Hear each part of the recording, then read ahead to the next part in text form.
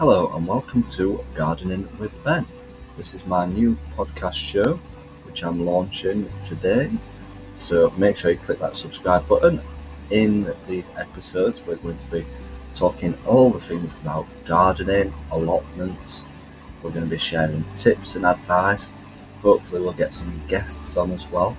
What to plant right now, how things are looking on my allotment, what you need to be planting and around the seasons, and looking at articles gardening related and sharing the tips and advice from them as well. And basically just chatting to you on a regular basis. So I hope you enjoy these episodes. We'll be bringing them regular for you to listen to on all platforms. So thanks for listening and I hope you enjoy the episode.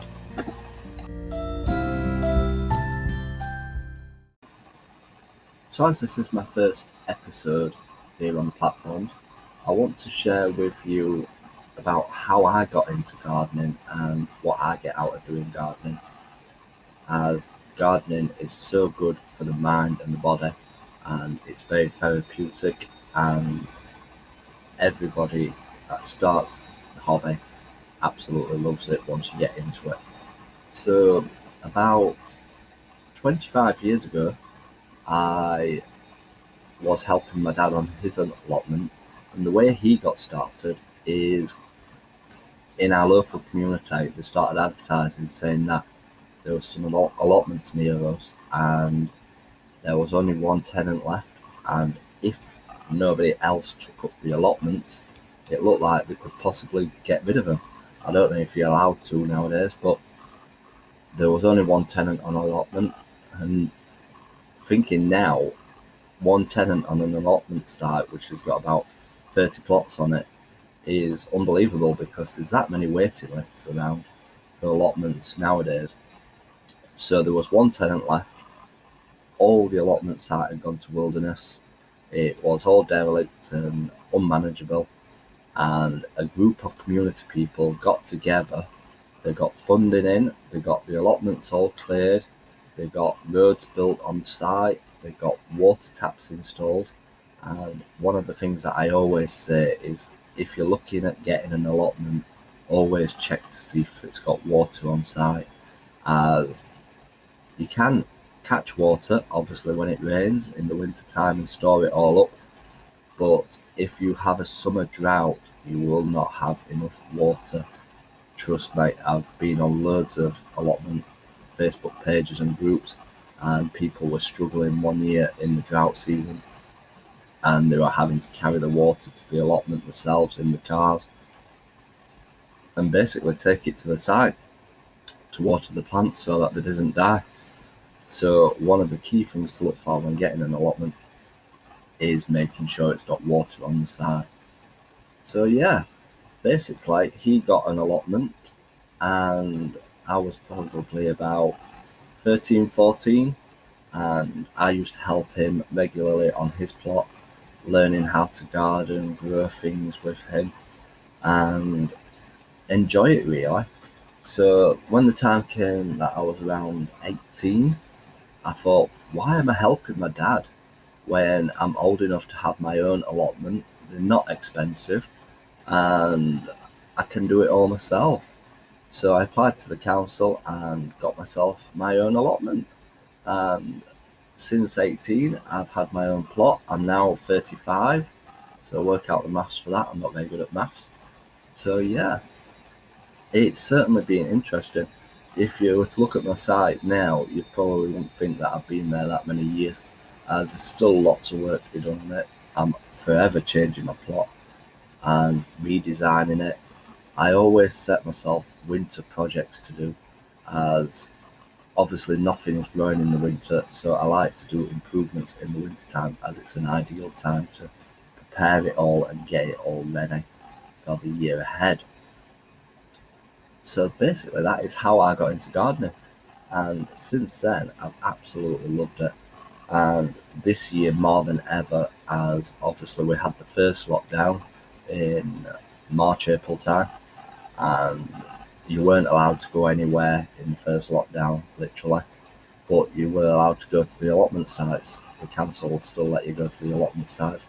So I spent all day, all the time down there enjoying. It was actually a heat wave down then as well, so it was good weather, and I enjoyed being out in the fresh air and doing my allotment.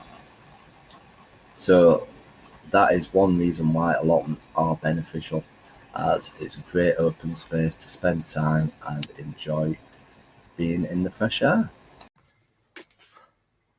If you haven't heard already, the place where I'm recording these podcasts is an app called Anchor, and it's totally free.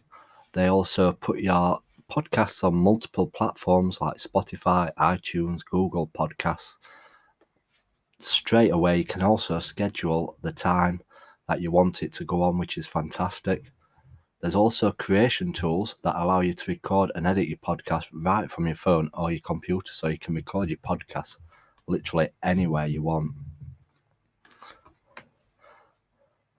You can also make money from your podcasts as well, with no minimum listenership whatsoever. So the more times it gets played, the more times you can earn money from it. And there's everything you need to make your podcast all in one place. So if you download the free Anchor app or go to anchor.fm, you can get started with your free podcasts.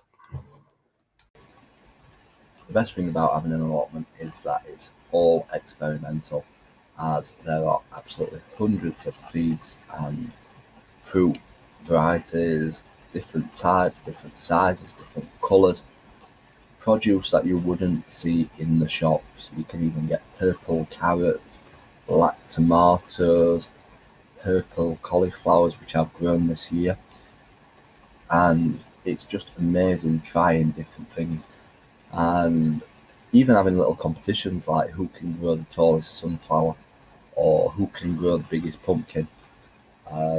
I weren't too good on my pumpkins this year, they didn't grow too big, but it's all good fun. It's about having fun gardening and enjoying it rather than it just being a chore. And growing vegetables is one of the tastiest things you can do, as when you're growing your own vegetables, you're not using all the chemicals and pesticides which the shops will use to keep the produce to last longer in the shop shelves.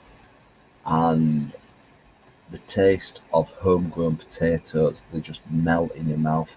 They're absolutely so delicious. You wouldn't believe what a homegrown potato tastes like. It's so different to the shop bought ones. And even corn on the cob. They say that as soon as you pick the corn on the cob, it starts to lose its flavour. So as soon as you pick the corn on the cob, you have to take it home, cook it, and eat it. And my gosh, it's absolutely delicious. The taste from a homegrown sweet corn, you can't get any better than that. So what exactly is Gardening with Ben?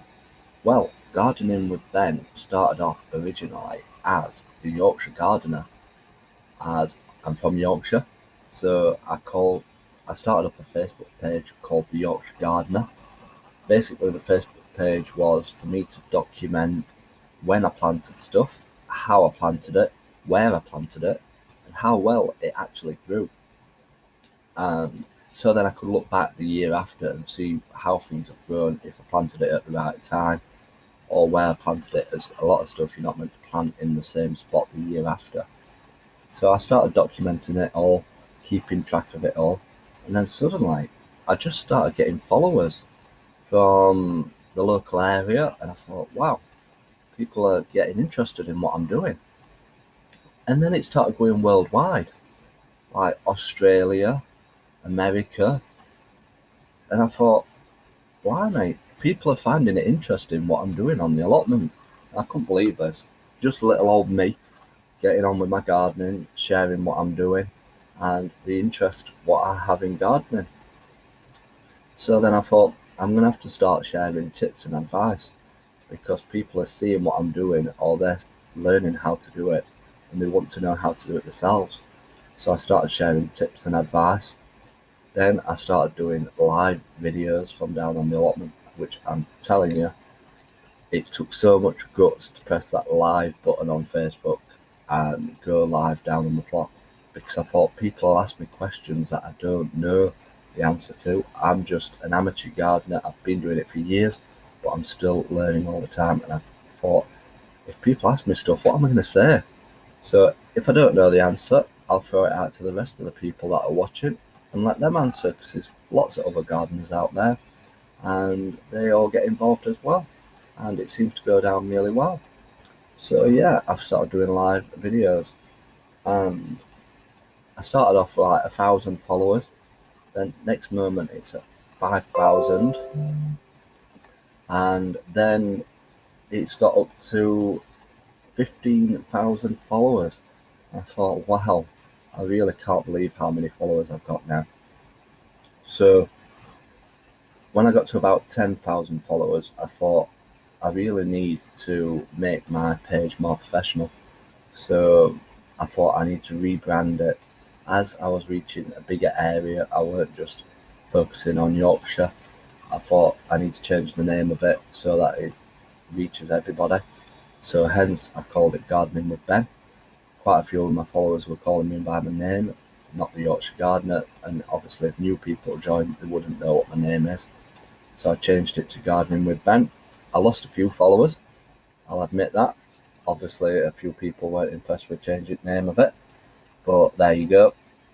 But it's still growing and growing on a daily basis, and I still can't believe how many people are following it. So I've created a website for myself, which is gardenandallotment.com, which you can find all tips and advice on. I put monthly tips and advice, share recipes, videos.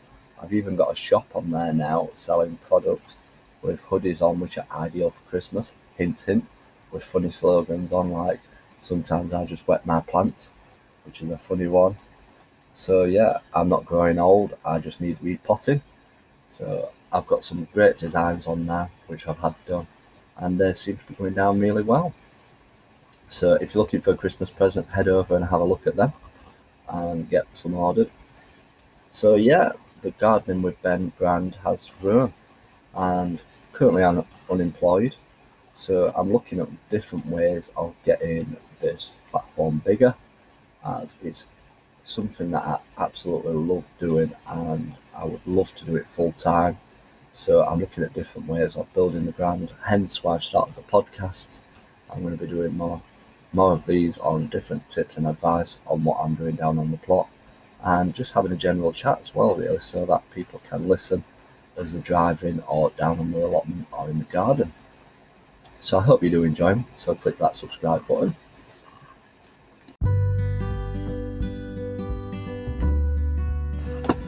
So I hope you've enjoyed the first episode, finding out a bit about gardening with Ben and how I got into gardening. As I said, I'm on Facebook, Instagram and YouTube, Gardening with Ben, and you can check out my website, www.gardenandallotment.com, where I share all my tips and advice. So make sure you click that subscribe button to these podcasts and get listening to my regular episodes. I hope you've all enjoyed it, and remember to rate it and stay in touch. Thanks for listening, everyone, and remember, as always, keep gardening.